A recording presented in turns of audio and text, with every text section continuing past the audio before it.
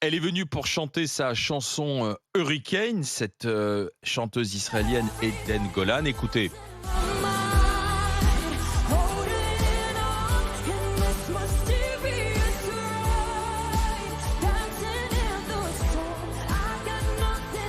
Et elle s'est qualifiée pour la finale qui aura lieu samedi. Seulement, la pression continue, les manifestations continuent pour demander son exclusion et le boycott. Rendez-vous compte, pour escorter cette jeune chanteuse de 20 ans, Eden Golan, eh bien, de son hôtel. Alors, l'hôtel tenu secret. Personne ne sait où elle a dormi, jusqu'à l'Arena de Malmö hier soir pour cette demi-finale.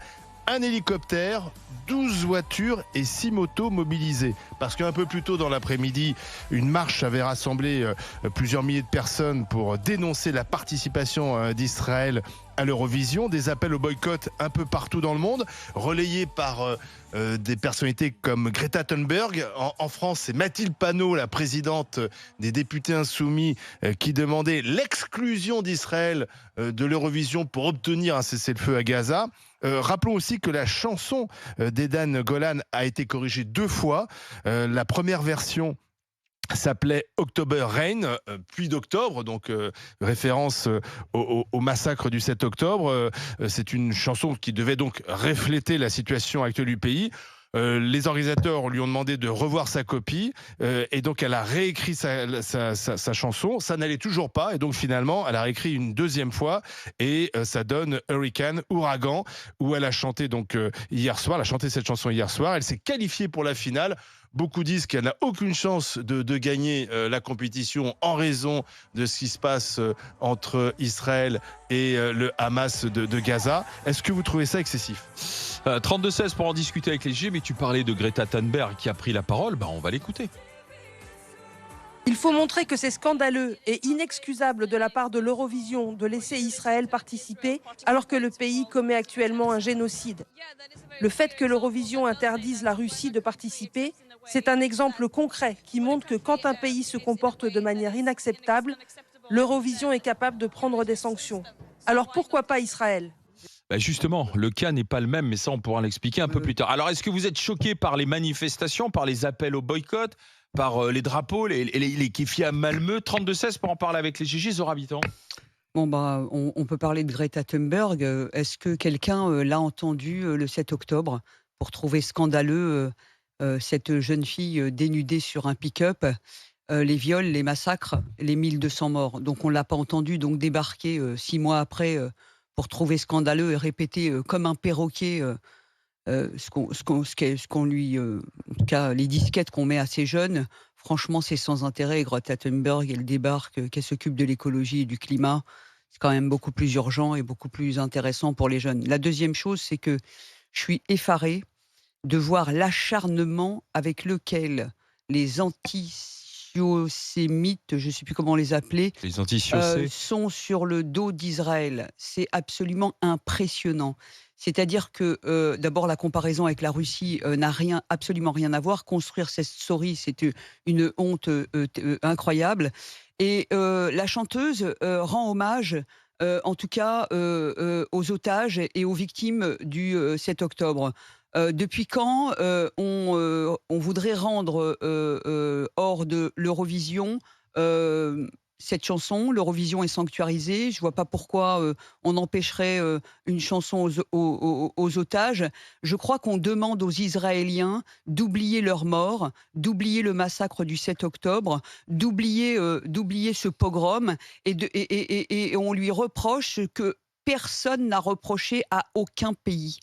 Je crois qu'on peut faire la comptabilité des massacres absolument incroyables qu'il y a eu dans le monde, ne serait-ce qu'en Syrie avec 500 000 morts, la décennie noire en Algérie, 200 000 morts, le Rwanda, la Yougoslavie, aujourd'hui le Darfour, le Soudan, la RDC, etc. Mais c'est Israël qui focalise. Donc à un moment donné, ça devient suspect. Ça devient suspect parce que quand vous faites une obsession comme ça quelque part, c'est que quelque part vous avez quelque chose chose qui va pas avec l'endroit où ça se passe, ou en tout cas les gens chez qui ça se passe. Et moi, ça me pose un problème. Moi, je peux être pro-palestinienne, je peux soutenir la cause palestinienne, je suis aussi triste et révoltée de voir comment les Palestiniens vivent et comment est-ce qu'ils subissent. Ça ne me réjouit absolument pas de voir ce que peuvent subir les Palestiniens, ni de la part du Hamas et de toute l'armée de terroristes qu'ils ont chez eux, avec tous les dons qui partent je ne sais où depuis des décennies, mais ça n'a jamais eu personne. La cause palestinienne, j'allais dire, elle a plus de d'honnêteté chez moi que chez ces gens-là, pour qui elle est juste un étendard et une façon de taper sur Israël. Et tout le dit. Frédéric Farah, est-ce que tu es choqué par les manifestations contre la chanteuse israélienne ou pas? Alors, je ne suis pas choqué contre les manifestations. Qu'il y ait des gens qui soutiennent la cause palestinienne ne me choque pas. Je peux comprendre que l'opinion s'émeuve de la situation et de ce qui s'y passe. Tout ça ne me choque pas. Ce qui me pose problème, c'est d'aller jusqu'au fait de demander à ce que cette jeune femme soit exclue d'un concours de chansons. Et qu'elle soit protégée, en plus. Et qu'on se retrouve dans une situation où cette femme doit mobiliser autour d'elle tant de forces de l'ordre pour pouvoir se présenter à ce concours. Alors, si vous voulez, moi je distingue les deux. Je comprends l'émotion internationale, je comprends l'inquiétude. D'aller jusqu'à faire en sorte que cette femme ne puisse pas participer à ce concours, c'est un vrai problème, et je trouve que la condition dans laquelle elle doit se trouver doit être épouvantable, parce que évidemment c'est un stress de dingue, c'est une inquiétude quotidienne pour un concours pareil.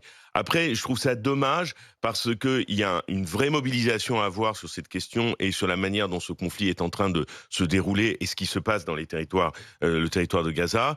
Mais je trouve que le fait que cette femme soit désignée en tant que telle et qu'on veuille l'exclure du concours nuit finalement à la cause qu'il s'agit de porter. Et c'est ça que je trouve dommage.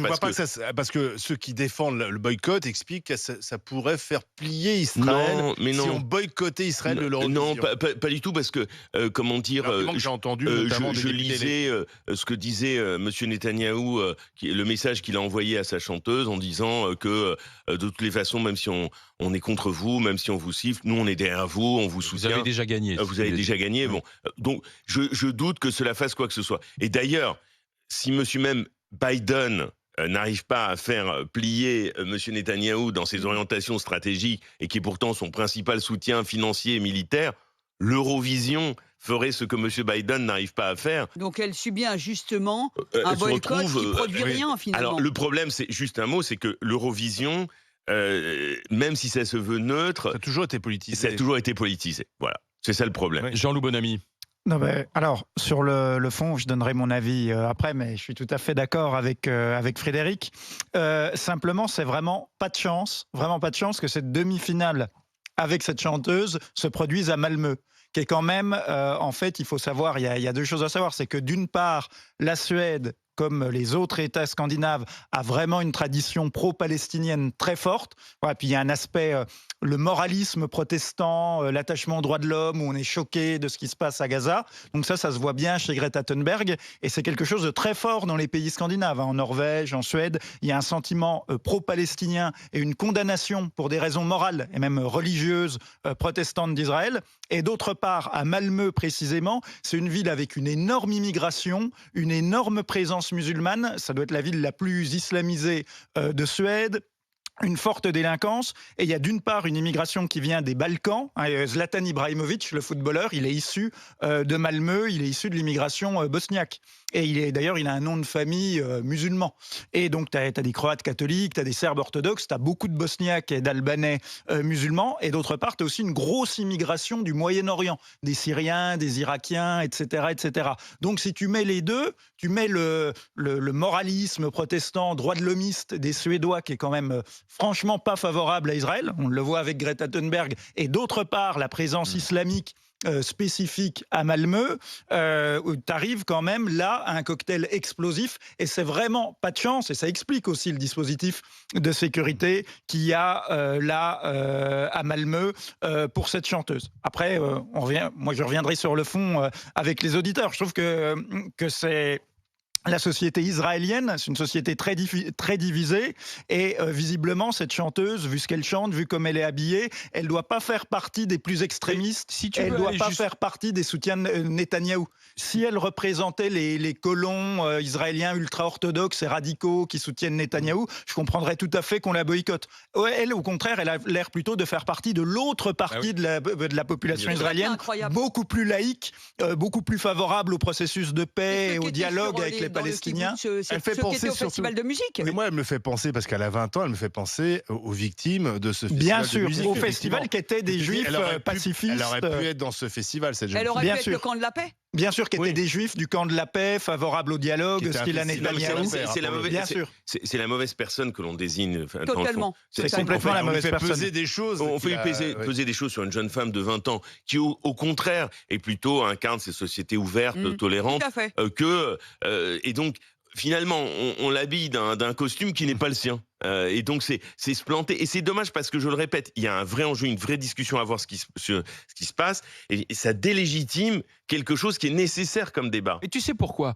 Parce que, en fait, cette jeunesse suédoise, elle est prise en otage, et je prends le mot à dessein, par en fait les plus extrémistes de ceux qui détestent Israël et veulent la destruction d'Israël. Et c'est eux, en fait, qui sont les manipulateurs derrière. Et si l'Eurovision était en phase avec elle-même, elle aurait dû exclure le chanteur suédois Erik Saade, qui est venu chanter avec un kéfi autour du bras.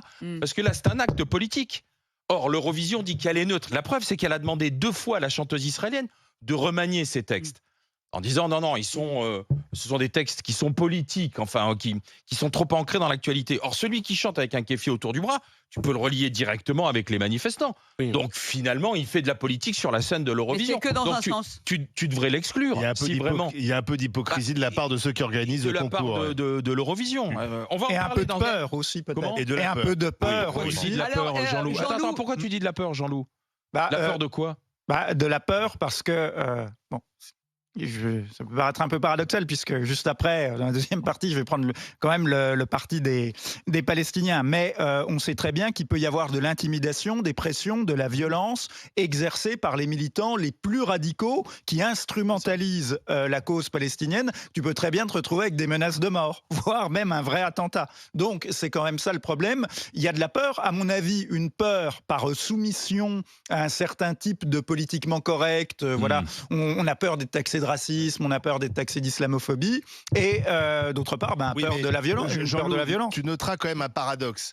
Et je pense à Mathilde Panot en particulier.